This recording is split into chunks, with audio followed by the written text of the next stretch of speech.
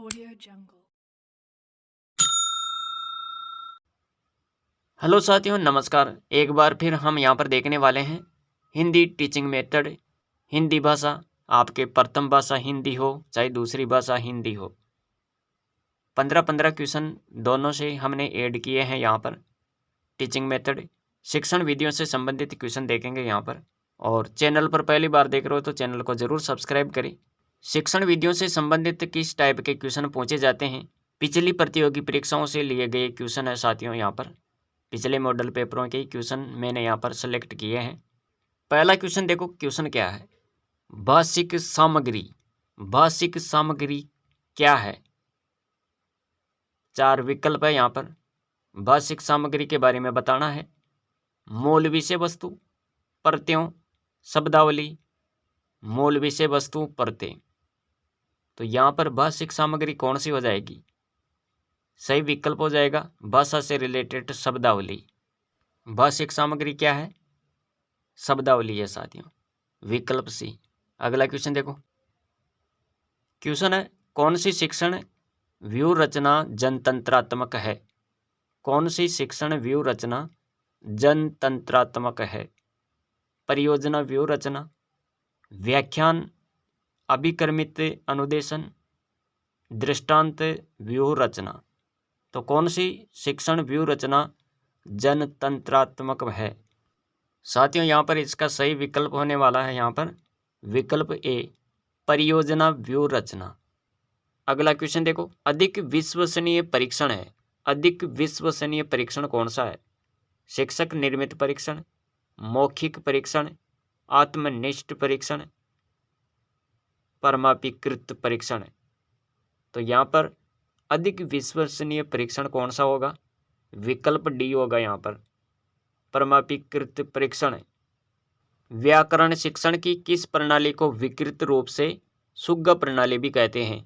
सुग्गा प्रणाली, अव्याकृति प्रणाली, अव्याकृति प्रणाली, सहयोग प्रणाली, पाठ्यपुस्तक, निगमन प्रणाली।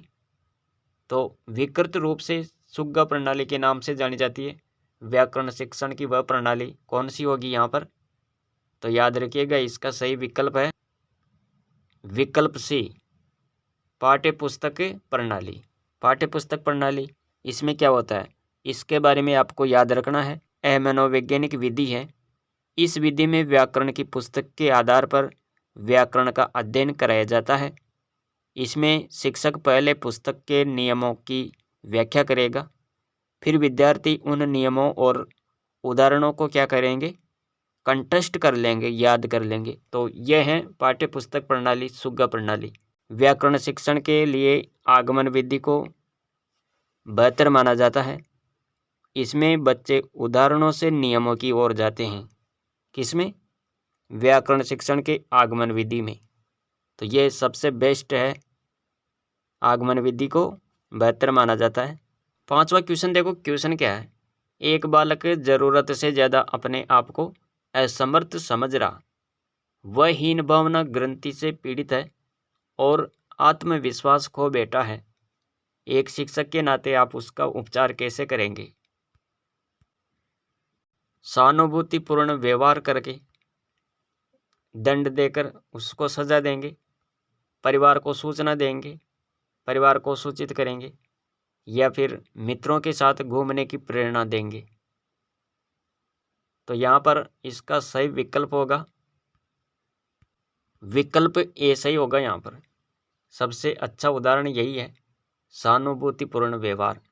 सहानुभूतिपूर्ण व्यवहार करेंगे, विकल्प ए। अगला क्वेश्चन देखते हैं, विश्लेषणात्मक विधि में प्रयोग होता है।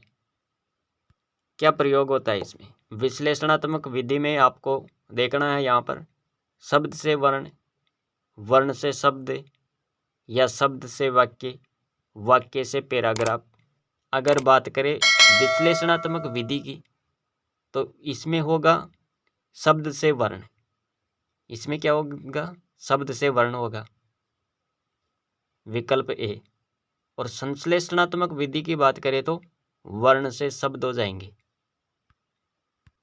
क्वेश्चन है, किस विधि प्रणाली में शिक्षक कथावाचक का स्थान ग्रहण करते हुए प्रसंग की व्याख्या करता है। तो वह कौन सी प्रणाली है जिसमें शिक्षक कथावाचक का स्थान ग्रहण करके प्रसंग की व्याख्या करता है? शब्दार्थ कथन विधि, व्याख्या प्रणाली, व्यास प्रणाली, समीक्षा विधि। तो यहाँ पर सबसे अच्छा ऑप्शन क्या है? विकल्प सी है, व्यास प्रणाली। विकल्प सी, व्यास प्रणाली। 8वां क्वेश्चन है, पठन शिक्षण की दृष्टि से गद्य पाठों का प्रकार है। गद्य पाठों का प्रकार 2, 3, 4, 5। पठन शिक्षण की दृष्टि से गद्य पाठों का प्रकार बताओ कितना है? विकल्प ए होगा यहाँ पर। विकल्प ए में क्या है? 2। 9वां क्वेश्चन है, भाषा की दृष्टि से रचना के कितने रूप होते हैं? भाषा की दृष्टि से रचना के कितने रूप होंगे? 2, 3, 4, 5। विकल्प ए 2। 2 रूप कौन कौन से हैं? तो याद रखना, मौखिक रचना और लिखित रचना। ये आपको यहाँ पर याद रखना है। मौखिक रचना जिसमें मौलिक रूप में विचारों को शुद्ध, स्पष्ट और स्वतंत्र रूप से बोलकर अभिव्यक्त किया जाता है। और लिखित रचना में रचना का यह रूप मौलिक विचारों को शुद्ध, क्रमबद्ध और स्पष्ट रूप से लिखकर अभिव्यक्त करने से संबंधित है। किसी बड़ी वस्तु के छोटे नमूने को क्या कहते हैं? किसी बड़ी वस्तु का छोटा नमूना क्या बोलेंगे? प्रतिमूर्ति, चित्र, वास्तविक पदार्थ, ग्रामोफोन। तो किसी बड़ी वस्तु को छोटे रूप में उसका जो छोटा नमूना होता है उसे क्या कहेंगे? विकल्प ए होगा यहाँ पर, प्रतिमूर्ति।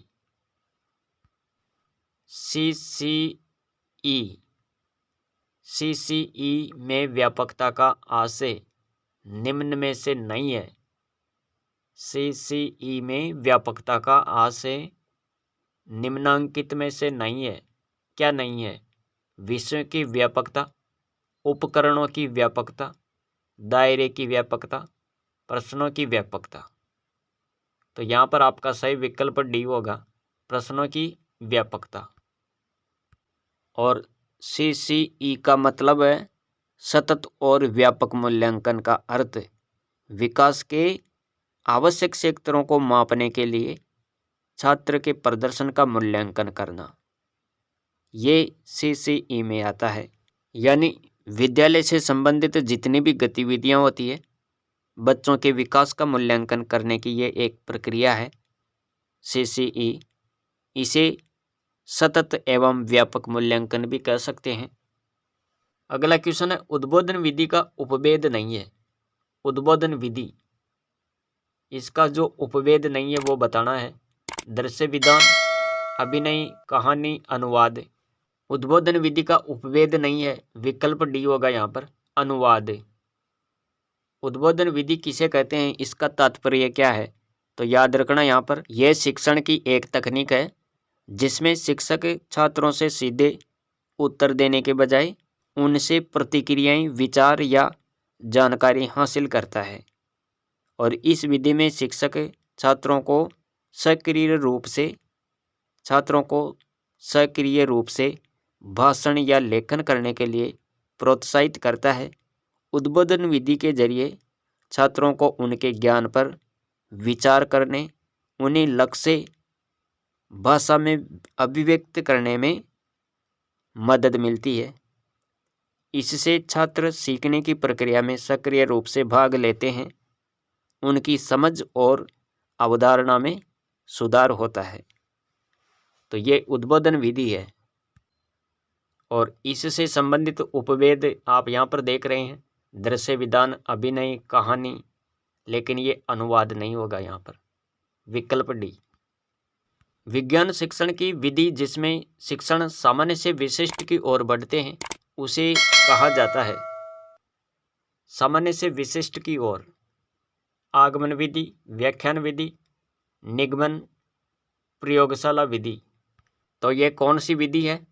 विज्ञान शिक्षण की विधि जिसमें शिक्षण सामान्य से विशिष्ट की ओर बढ़ता है उसे क्या कहते हैं? निगमन विधि। विकल्प सी होगा यहाँ पर। और ये क्या है? सामान्य से विशिष्ट की ओर बढ़ने को ही क्या कहते हैं? निगमनात्मक विधि कहते हैं। निगमन विधि में नियम या सूत्र बच्चों को पहले बता दिया जाता है, फिर उस नियम या सूत्र को विशेष उदाहरणों में प्रयोग कर उसकी सत्यता की पुष्टि की जाती है। यह आगमन विधि की बिल्कुल विपरीत विधि है। आगमन विधि के बारे में भी याद रखना। आगमन विधि क्या है? फिर आगमन विधि के बारे में ऐसी शिक्षण पद्धति जिसमें उदाहरणों की सहायता से किसी सामान्य नियम या सूत्र की स्थापना की जाती है, आगमन विधि कहलाती है। और आगमन विधि में विशेष उदाहरणों द्वारा छात्र स्वयं निरीक्षण चिंतन करते हुए नियम निकालते हैं। इस विधि में स्थूल से सूक्ष्म की ओर, मूर्त से अमूर्त की ओर, ज्ञात से अज्ञात की ओर और विशिष्ट से सामान्य की ओर चला जाता है या अध्ययन को आगे बढ़ाया जाता है।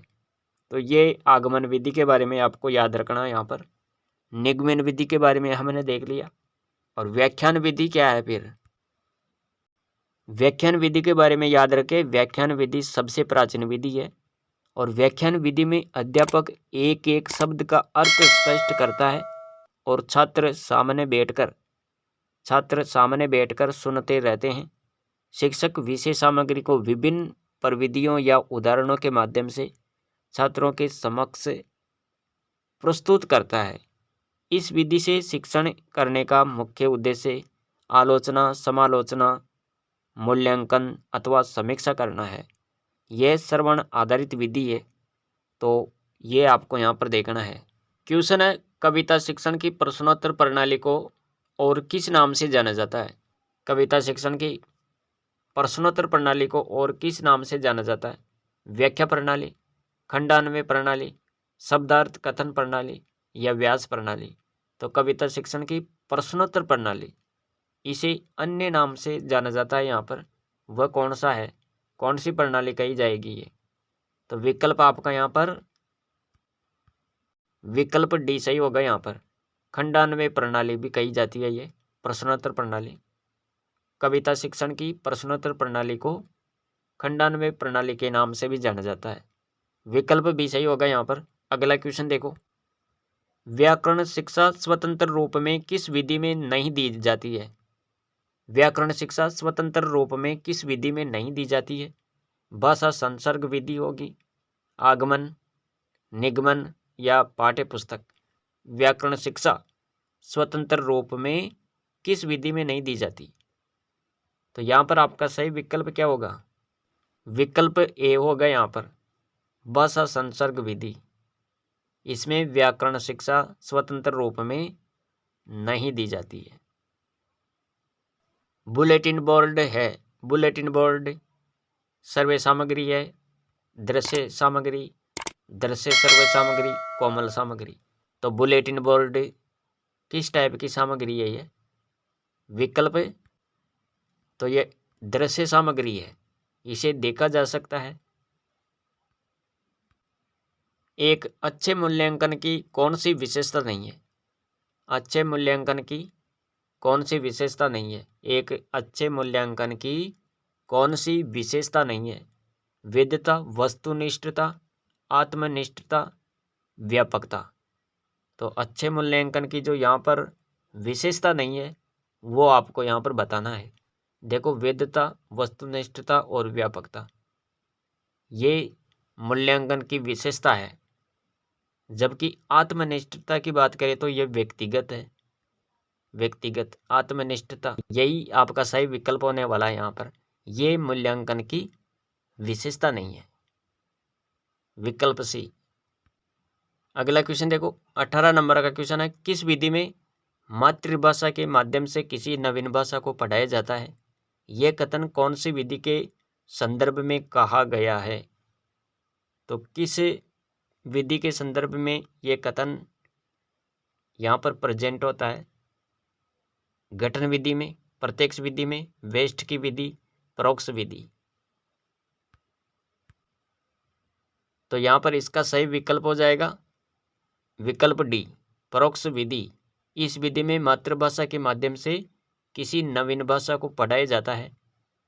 यह कथन कौन सी विधि के संदर्भ में कहा गया है?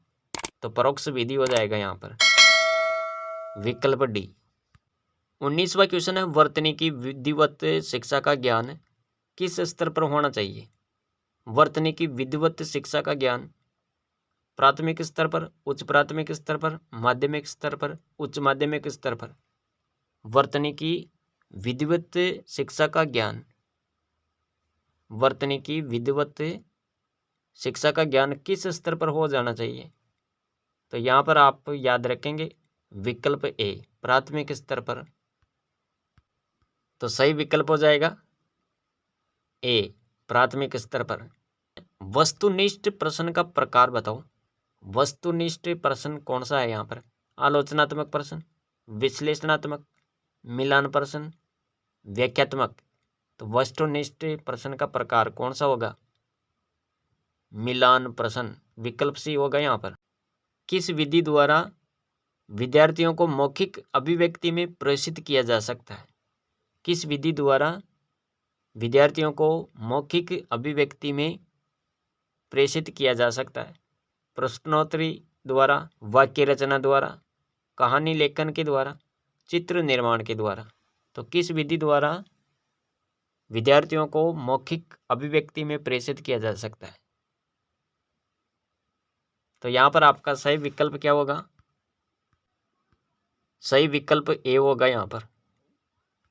सही विकल्प ए, प्रश्नोत्तरी द्वारा। क्वेश्चन है, इनमें से कौन सी जोड़ी सही ढंग से मेल नहीं खाती? यहाँ पर देखना है इनमें से कौन सी जोड़ी सही ढंग से मेल नहीं खाती। आगमनात्मक अधिगम, जे.एस. ब्रूनर। शैक्षिक उद्देश्यों का वर्गीकरण, W.H. किलपैट्रिक। संकल्पना मानचित्र, जोसेफ डी नोवक। ह्यूरिस्टिक विधि, H.E. आर्मस्ट्रांग। तो जो गलत है वो देखना है यहाँ पर कौन सा सही होगा। शैक्षिक उद्देश्यों का वर्गीकरण, W.H. किलपैट्रिक, ये गलत है, ये ब्लूम से संबंधित है। 23 नंबर का क्वेश्चन है, क्वेश्चन को ध्यान से पढ़ना।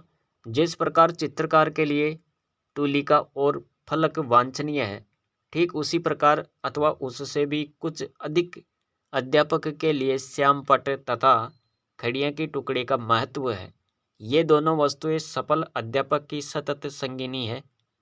उपर्युक्त कथन निम्नलिखित में से किसका है?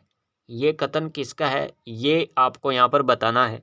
तो देखो यहाँ पर 4 विकल्प है, सीताराम चतुर्वेदी, M.P. मफात, E.B. Wesley, Ryburn. तो ये किसका कथन है? यहाँ पर सही विकल्प हो जाएगा विकल्प ए, सीताराम चतुर्वेदी। क्वेश्चन है, मौन पठन का लाभ। मौन पठन का क्या लाभ है? उच्चारण अभ्यास हेतु अवसर मिलता है, स्वाध्याय की प्रवृत्ति विकसित होती है, पठन की शुद्धता का संवर्धन होता है, एकाग्रचित्त होकर ध्वनियों का शुद्ध उच्चारण करना। यहाँ पर आपका सही विकल्प क्या होगा? तो याद रखना यहाँ पर इसका सही विकल्प हो जाएगा विकल्प बी। मौन पठन का लाभ क्या है? स्वाध्याय की प्रवृत्ति विकसित होती है, विकल्प बी होगा यहाँ पर। 25 नंबर का क्वेश्चन, किस शिक्षा शास्त्री के अनुसार स्कूल का एक बाग है, अध्यापक एक माली है और बच्चे पौधों के समान है? तो ये किस शिक्षा शास्त्र के अनुसार कहा गया है ऐसा? Froebel, Montessori, Morrison, Ballard. तो यहाँ पर आप याद रखना इसका सही विकल्प ए होगा, फ्रोबेल। क्वेश्चन है, रचना शिक्षण की विधि नहीं है, इनमें जो रचना शिक्षण की विधि नहीं है वो बतानी है। प्रवचन विधि, निर्देशन विधि, प्रश्नोत्तर विधि, भाषा संसर्ग विधि। रचना शिक्षण की विधि नहीं है, कौन सी नहीं है? तो यहाँ पर आपका सही विकल्प हो जाएगा डी, भाषा संसर्ग विधि। और ये बाकी तीनों इससे संबंधित है, रचना शिक्षण विधि से संबंधित। प्रवचन विधि है, निर्देशन विधि, प्रश्नोत्तर विधि, लेकिन भाषा संसर्ग विधि नहीं है, विकल्प डी। क्वेश्चन है 27 नंबर का, खेल विधि को प्रचलित करने का श्रेय किसको दिया जाता है? खेल विधि का प्रचलन किसने किया था? खेल विधि किसकी है? रायबर्न की या Henry Caldwell Cook, Morrison, Thomas M Rusk? तो विकल्प आपका यहाँ पर खेल विधि से संबंधित कौन है? हेनरी कॉल्डवेल कुक, विकल्प बी। क्वेश्चन है 28 नंबर का, लिखित सामग्री को मन ही मन बिना आवाज चुपचाप पढ़ना क्या कहलाता है? लिखित सामग्री को मन ही मन बिना आवाज किए चुपचाप पढ़ना क्या कहलाता है? सस्वर वाचन, अनुकरण, मौन वाचन, समवेत वाचन। तो विकल्प आपका यहाँ पर क्या सही होगा? तो बिल्कुल आपका विकल्प सी सही होगा यहाँ पर, मौन वाचन। अगला क्वेश्चन देखो, बीएस ब्लूम ने शिक्षा में कौन सा नवीन आयाम दिया? बीएस ब्लूम ने शिक्षा में कौन सा नवीन आयाम दिया? हर्बर्ट उपागम, मूल्यांकन उपागम, RCEM उपागम, मॉरिसन उपागम। तो बीएस ब्लूम ने शिक्षा में कौन सा नवीन आयाम दिया? यहाँ पर सही विकल्प क्या होगा? अरे बीएस ब्लूम से संबंधित जो उपागम है वो क्या हो जाएगा यहाँ पर? मूल्यांकन उपागम, विकल्प बी होगा यहाँ पर। अगला क्वेश्चन देखो, आज की सीरीज का लास्ट क्वेश्चन, कविता शिक्षण की किस प्रणाली में कविता को समझाने के लिए वैसी ही या उसकी विरोधी दूसरी कविता को प्रस्तुत करके उसका तुलनात्मक अध्ययन कराया जाता है? तो वह कौन सी प्रणाली होगी? यहाँ पर आपको याद रखना है एक शब्द, तुलनात्मक, तुलना, समान कविता प्रणाली, अर्थबोध कविता प्रणाली, समीक्षा प्रणाली, तुलना प्रणाली, तुलना प्रणाली। तो बिल्कुल सही है तुलनात्मक, विकल्प डी, तुलना प्रणाली होगा। पहली कविता का दूसरी कविता से क्या हो रहा है? तुलना कराई जा रही है, यहाँ पर तुलना करके समझाया जा रहा है। कविता शिक्षण की किस प्रणाली में कविता को समझाने के लिए वैसी ही या उसकी विरोधी दूसरी कविता को प्रस्तुत करके उसका तुलनात्मक अध्ययन कराया जाता है? तो विकल्प आपका क्या सही होगा यहाँ पर? विकल्प डी सही होगा, तुलना प्रणाली। तो साथियों ये थी आज की सीरीज जिसमें हमने कुल 30 क्वेश्चन यहाँ पर देखे हैं। हिंदी शिक्षण विधियों से संबंधित क्वेश्चन, अति महत्वपूर्ण क्वेश्चन, पिछली प्रतियोगी परीक्षाओं में क्वेश्चन आए हुए हैं ये। इनमें से मैंने बहुत सारे क्वेश्चन यहाँ पर ऐड किए हैं जो रीट, सीटेट, MP टेट, इन सब से क्वेश्चन लिए हैं। तो साथियों इसी टाइप की सीरीज देखने के लिए आप तैयार रहिएगा। एक बार फिर हिंदी से संबंधित शिक्षण विधियाँ लेकर आने वाले हैं।